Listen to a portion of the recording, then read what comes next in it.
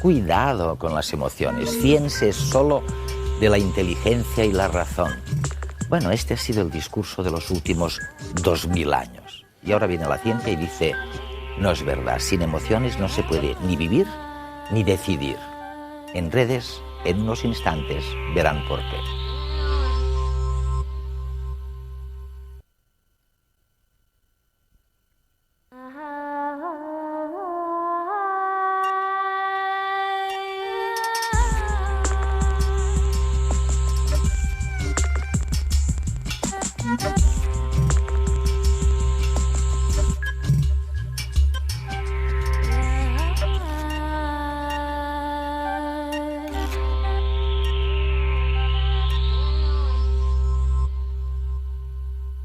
Había que prohibirlas, ni hablar de ellas. Lo importante era la lógica y la razón. Las imágenes de la felicidad, de las emociones, lo distorsionaban todo. Y ahora resulta que la ciencia nos dice exactamente lo contrario. Sin emociones no se puede sobrevivir. Las emociones están al comienzo y al final de cada proyecto. Es muy malo dejarse controlar por las emociones, pero es peor no tener emociones. ¿Es posible enfrentarse con tranquilidad a una bestia que está a punto de atacarnos? A menos que uno sea domador profesional, sentir miedo es inevitable y necesario. A lo largo de muchos siglos hemos creído que las emociones eran obstáculos. Filósofos clásicos e investigadores académicos popularizaron la idea de que las emociones son inútiles o que entorpecen nuestra vida y nos impiden ser racionales. Hoy sabemos que este punto de vista es erróneo. Somos seres emocionales, incluso mucho antes de que el Homo fuese sapiens. Las emociones existen hace millones de años simplemente porque han resultado útiles para la supervivencia. Vivir sin ellas es una sentencia de muerte y la ciencia lo comprende cada vez mejor. Experimentamos emociones cuando sentimos que algo importante nos está sucediendo o puede suceder. Gracias a la reacción emocional, nuestro cuerpo y nuestra mente se preparan automática e involuntariamente para responder a esta situación de la mejor manera posible. El miedo, por ejemplo, tonifica nuestros músculos para correr con más fuerza y enfoca nuestra mente solo hacia la fuente del peligro o hacia las posibles vías de escape, excluyendo todo lo demás. La alegría ante un hecho positivo nos condiciona a intentar repetir esa situación favorable en el futuro.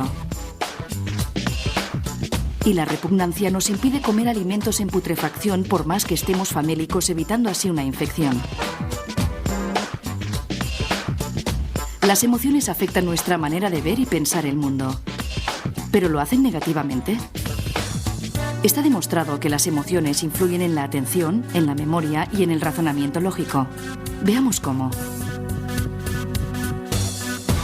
Suele decirse que las emociones nos distraen. Sin embargo, su efecto es justo el contrario. Las emociones nos apartan de un pensamiento determinado solo para hacernos prestar atención a otro que emerge como más importante. Nuestro cerebro no está hecho para recordar el 100% de lo que se le presenta. En este caso, las emociones intervienen en la memoria como un criterio excelente para determinar qué datos recordar. Creemos que las emociones son perjudiciales a la hora de tomar decisiones. Sin embargo, algunas decisiones podrían tornarse en disquisiciones eternas. En estos casos, resulta más eficaz que intervengan las emociones para poder ser expeditivos.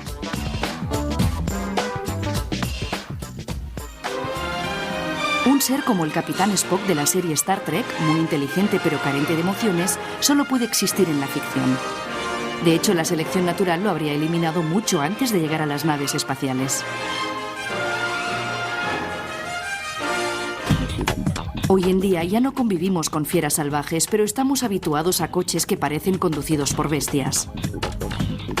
Necesitamos emociones no solo para sobrevivir al tránsito de la ciudad, sino también para tomar ciertas decisiones de manera eficaz, para comunicarnos y comprender a otras personas, y en definitiva, para asegurar la transmisión de nuestros genes.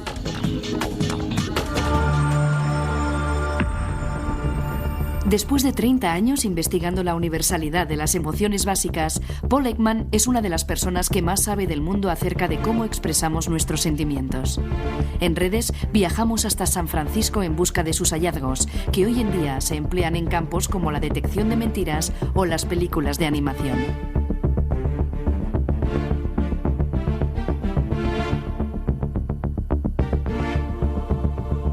Paul, realmente eres un pionero.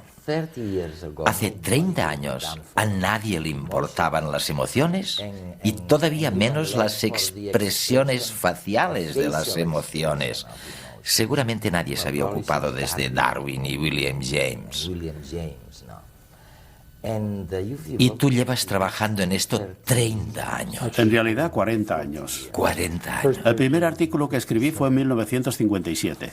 Dios mío, esto es mucho tiempo. Casi 50 años. Y realmente, lo que la gente siempre recordará es que en contra de lo que casi todo el mundo pensaba, tú sostenías que las expresiones faciales, la sorpresa, la ira,